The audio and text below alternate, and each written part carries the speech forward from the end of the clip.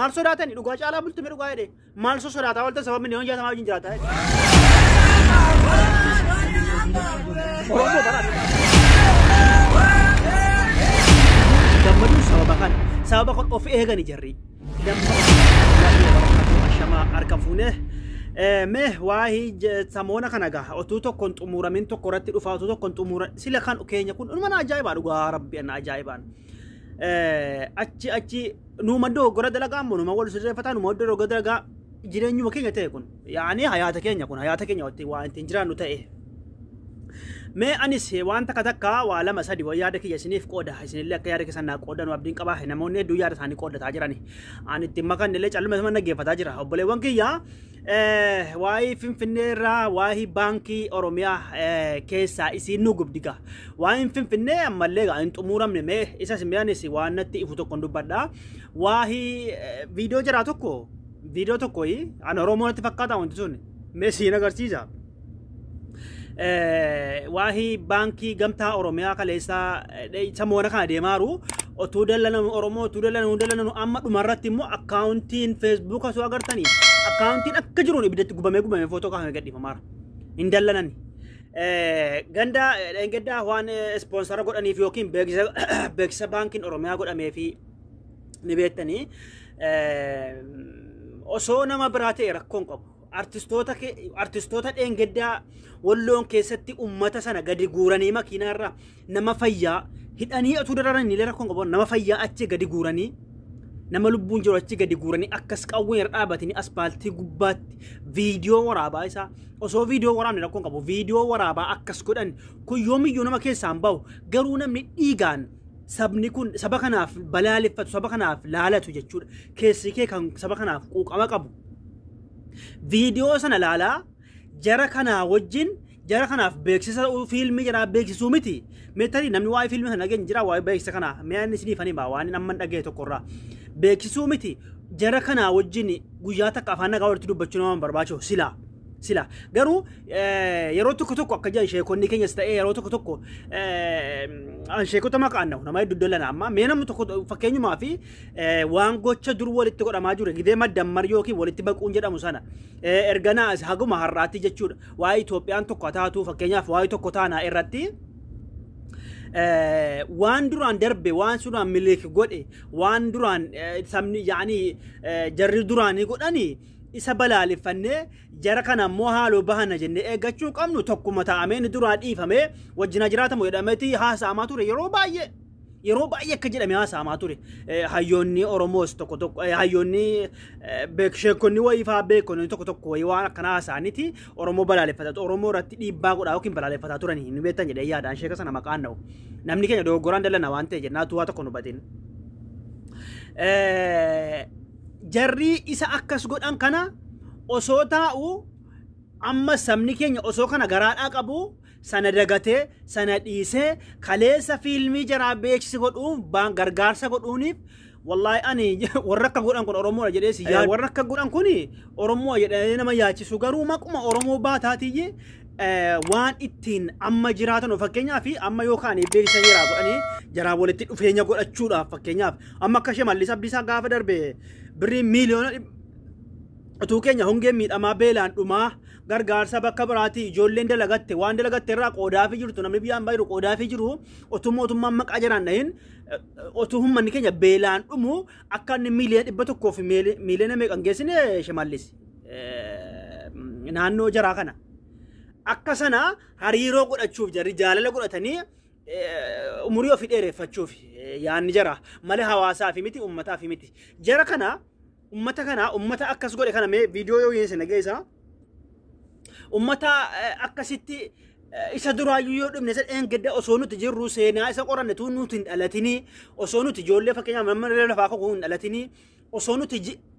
nuti hin dhalatini seenaa dhiisaayyuu kan gedda ijji keenya ituu ilaalu makiinaa irraa gadi guuran akka sana ummata fixan ummata makiinaa tokko akkas fixani rasaasaan asfaaltii gubbaa irratti yoo miyyeenu keessaa waajjira kana wajjin jiraachuu hin danda'ama jennaan akkamitti beeksisa godhamaaf otuu beeksisa gargaarsi godhamaaf amma deebii wayii deebisanitti fakkaata jarri akka yaadutti gamoo hospitaalanatti fakkaata laga daadhii laga xaafootti wayii ijaaramaaru gargaarsa waan akkasii tola ooltummaaf ijaaramaaru sana isaaf beeksisa goone gargaarsa goone waan akkasii natti fakkaata deebii kana hin fudhanne Oromoon kun maal deebii kana hin fudhanne akkaawuntii gubuutti kaan amma ijoolleen akkaawuntii gubaaraan himaa akkaawuntii qarshii 25 baafatanii of adabuu yoo baate ummanni sirriidha. Amma dangadda Safaarikoomiin Oromoon waan kana hojjechuu hin danda'u. Oromoon waan kana dandeettii hin qaban laal. Oromoon waan kana dandeettii hin qaban yaannitiyyi afaan Oromootiin hojjechuu dhiisanii saba kana tuffataa wallaalaa as jedhaa saba kana itti fayyadamaa nu keessa gadhaabaa tuffii Oromoo achi keessa illee qaxarre barrii mallee neeskifne iyyuu habraan isaati. Achi keessa illee qaxarre tuffii afaanuma kanaan hojjetamni afaanuma biraatiin hojjechuudhaaf kaanaan Oromoon dura dhaabbatee qabe inni waan xumuramaa natti fakkaata Oromoon injifatee natti fakkaata. Akkas gamtaan Oromiyaa wanni ammarratti duulame wanni akkaawuntii gubuun nuti itti gammaduuf ani yoo fakkeenyaaf waan gubuu waa'ee itti gammaduuf nan gammada waan kanaan sirrii itti gammada maaliif har'a inni arra darbe dogoggora dalaganii darbe miti isa siichiitii immoo kan biraa of eeggata amma maallaqa qabu irraa baafatanii akkaawuntii Oromoonni warri quuqama sabaa qaban akkaawuntii cufa isaa duwwaa hambisuuf baankii warri Oromoon ta'e irraan keewwatanii maallaqa itti fayyadamini dhufanii irraa kaatan ture warri jedhi beeksisa godhaniif otuu uummanni keenya akkanatti jiru warri jedhi gargaarsan otuu uummanni keenya akkanatti jiru sababni akkaawuntiin gubatuuf amma dogoggora dalagame kana waliirran darbamu Oromoo waan akkanaa fiidhee maaf iyyaa oola maaf duukaa hocaa oola kan jedhamu yaanninni bunam tokko keessaa nuuma keessaa jechuudha wanni kun barbaachisuuf wanni akkana gochuun barbaachisuuf wanni akkaawuntii gubuun itti gammaduuf akka mataa kiyyaattan wanni natti toleef booda kan akkanaa dogoggora akkanaa tokko ammas gizee uumame dogoggora akkanaa tokko uumuurraa of eegan jara qofa osoo hin taane namni biraallee jechuudha dogoggora biraa akkana wal yoo guddifame yoo yeroo cufa baraan akkas ta'uun kun wallahi baay'ee salphina kanaafuu itti akkaawuntii gubuu itti gammaduun sababa kan of eegani jarri lammaffata dhaqanii waan akkana dogoggora dalagu waan Oromoo xalaata Oromooti dhaqanii akkana ispoonsara ta'uu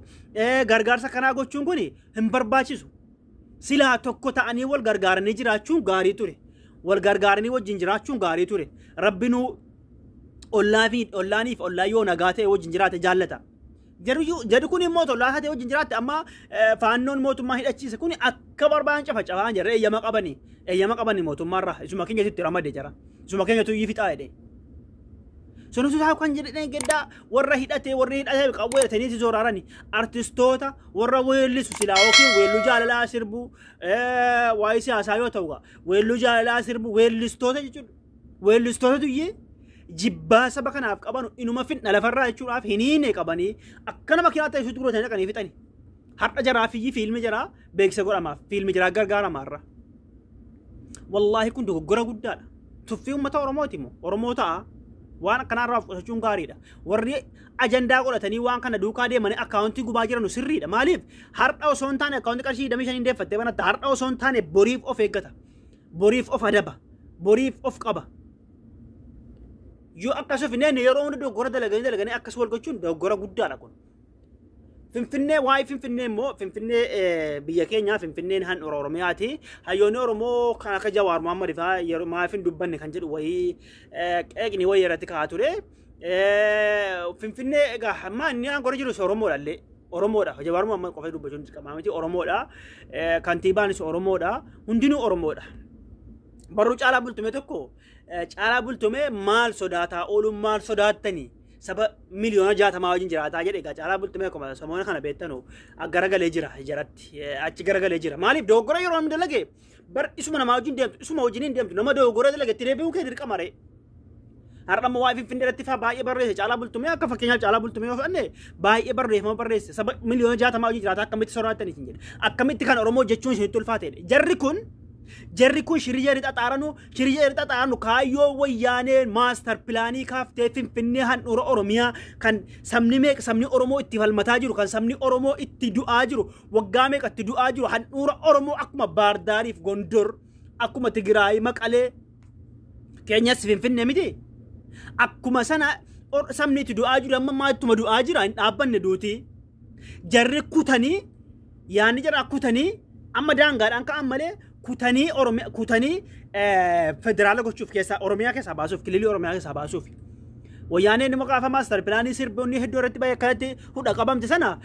فدرالي جلا أولشو تيتي بيتني كان معروف أكون نمني ولا ننجرو كان فدرالي جلا أولشو تيتي أما سيان نجرها والنجري أنكو كجرون أكنا شرق قطني أكا شرق تطارنوف سبب كان jarri kuni oromoodha kan oromoo ta'uu beekani gondoriin naqee oromoon qabaan jiru baardaariin naqee qabaan jiru maqalee naqee qabaan jiru bakka tokko dhaqaan jiru kun kan oromooti kan oromiyaati daangaan isaa eegamee finfinnee kan oromooti jiraachuu qaba kan jedhee waan isin dubbataadhu kana kan oromooti finfinnee kan oromooti jedhanii haa murteessummaa rakkoo qaba maal sodaatani dhugaa caalaa bultume dhugaa jedhe maal sodaataa walta sababni miliyoon 60 wajjin jiraataa jedhe kana murteessuu rakkoo maalii qaba keessoo jiraatu rakkoo qaba malee agartanii laa keessoo jiraatu rakkoo qaba dogoggora jarri dalagaa waa'ee finfinnee kanatti waa'ee finfinnee amma dhaabataan jiru waa'ee finfinnee amma dhaabataan jiru kalee hardhallee waa'ee kana bareecheetuman qoradheenniisi malee OMN cubsiisuuf yaalii godhamaa ture ajandaa miidiyaa ta'ee jira garuu waan kana gadi fageenyaan qoradhee isin dhiyeesseetuman dhiise malee jechuudha agartanii laa waan wayyaaneen godhaa turte duraan amma godhamaa jira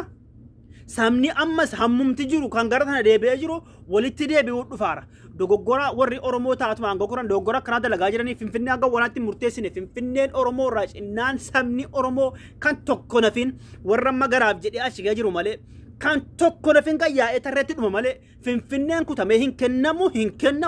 finfinneen daangaa isaa eegsamuu baatee finfinneen akka jedhe shira xaxaattu keessoodhaan barreeffama yoo agartan hin beeku malee jechuudha shirri jedhe xaxaattu warri aangoo kee jirtu taanaan muumichaa kun warri jedhe xaxaattu finfinnee muruudhaan malee finfinnee muruu hin dhaabanne akkuma maaster pilaanii wayyaaneen godhaatti achi ari'amte sana finfinnee muruu yaanni finfinnee muruu ammallee dhaabanne dhiisaan jiranu finfinnee dhiisaan jiranu ammallee gaafa finfinneetti dubbiin ka'ee jabaate immoo mootummaa oromoo ta'uu baatu mootummaa maaliyaa ta'u oromoon akka jiruun gayyaa ammas gaafa na lolli jabaan qabatee gaafa sana hiriirri karaa cufaan ka'ee ramshaan ka'ee gaafa sana akkatti mootummaan kun illee kana beekuu qaba kana beekuu qaba amma fakkeenyaaf amma sababa jaraa walitti bu'uu jara sodaa aangoorra jiranii an jara kana waan sodaatamuuf hin barre akka caalaa bultume hedhe wallaahi jara kana waan sodaatamuuf hin beeku warri aangoo gurguddaa qabu jaruma kana sodaata yoo jara kana walitti bu'u yoo jara kana wajjin fakkeenya walitti bu'uu jara miidhuu miti dhugaa oromoo kun kan oromooti kun kan amaanaati kun kan Tigireeti inni murteessuun yoo sodaate yoo erga sodaatame jara kana jara sodaatanuuf warri aangoo koru waan sodaatanuuf hin beeku gondor kan amaanaati maqaleen kan si tokko Tigireeti finfinneen kan oromooti inni murteessuun inni ulfaata maa wal sossobuun hin taatu caalaa bultume kale sabarro barreesse yoo agartan hin beeku malee warri Facebook irraa agartaniitu wal sossobuun hin taatu gonkuma yoo murteessaniin alatti gaafa kaan hawaasni ammi jirtu jaratti deebi'ee jiru hawaasni ammi tokko jara deeggaraa jiru gara jaraa jiru kuni walitti deebi'uu dhufa gaafas garuu akkamma saba oromoo dacheesaa daangaa isaa eegsisuu baatanii finfinnee ammas jarri kun akka yaada si galmaan gaattuuf callisanii yookiin gargaarsa godhaa yookiin callisaa jiranu gaafa hawaasni hundimmoo itti ka'e immoo jarrima waan jedhu godhanuuf ilaallaka hawaasni oromoo itti kaanaan akkuma finfinnee wayyaanee achirraa gaddarban wal darbuu dhufa malee kanaaf waan akkanaa kana eeggachuun dura boonii gaariidhaan nuti immoo sababni nuti waan akkanaa kana walirraa fuffuunee haasofnuuf walii dhaabnuuf maaliifi akka gaafa akka yoo rakkoon tokko ka'e akkanaa ka'e wal duukaa wal faana hiriirree karaa miidiyaatiin afuratti kutaa inni biyya keessaa afuratti kutaa akkasiin dachee keenya lafa keenya eeggannuu fi akkasiin nama dogoggora dalaga akka gamtaa oromiyaa kana dhaqanii baankii oromiyaa kana dhaqanii ispoonsara ta'anii jara dheengadda saba keenya fixaa ture jara dheengadda makiinaatti guuree walloo akkasitti geessaa walloo jechuudha akkasitti arge jara wallaggaa akkasitti fixaa jiru kana jara oromoo kan dire gugaa jiru kana dheengadda shabaa keessaa maal godhan gargaarsa mootummaa qaban jarri warra akkanaa kana gaafa keenya keessaa kee dogoggora dalage aangoo qabullee aangoo hatiif jedhee akka isaa ta'uu jenna aangoo hatiif warra akkas dogoggora dalage kun warra akkasii kana qabuun waan sana xiyyeeffachuun amma safaarii koomiin akkuma jibbitu na utuu waan jettu guuttatteeti namumti itti fayyadamu tokko hin jiru takka oromoo keessa hin jiru Itiyoo Telekoom itti fayyadamna dhanuu hundinuu Telekoom itti fayyadama hawaasni hundinuu kanaafu sababa bal'aa kana biraa bakkee dhaqan hin jiru sabni bal'aa kun namatti deebinaan gardi goranus hin jiru eeggachuu gaariidha isiniin jedha obboleewwan kiyyaa yaada qabu isinii qoodeera jedhee yaada dhiifamaa viidiyoo kana mee dhaggeeffadha viidiyoo kana isin ilaalchisame warra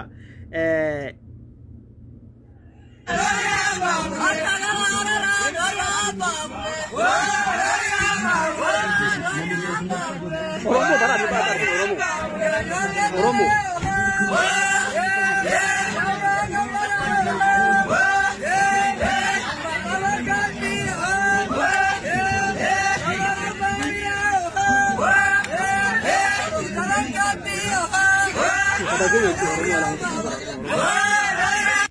Akkas garaa kuno mataaf meelli keenya beekamu miilaaf mataan keenya waliin beekamu akka itti wal borucaa jiran Oromoota akka godha kana Oromoodha maar gaan jirtanu fuula miidiyaa irratti beekan kutee isinii dhiyeessa malee an kanaafuu waan akkanarraa of eeguun gaariidha suuraayyuu baafatanitti sirbaa jiranii hammee jirru hammee akka fedhe azooru abbaa zoora akka fedhe haa godhu geen Finfinneen kutamuun hin jiru warri immoo baankii isa ta'uu warri abbaa qabeenyaa fi warra kana fakkeenyaaf maal akka baankii waan adda addaa ta'e gizee jarri dogoggora kana dalagan akkana laa kun onatti hambisanii baankii jira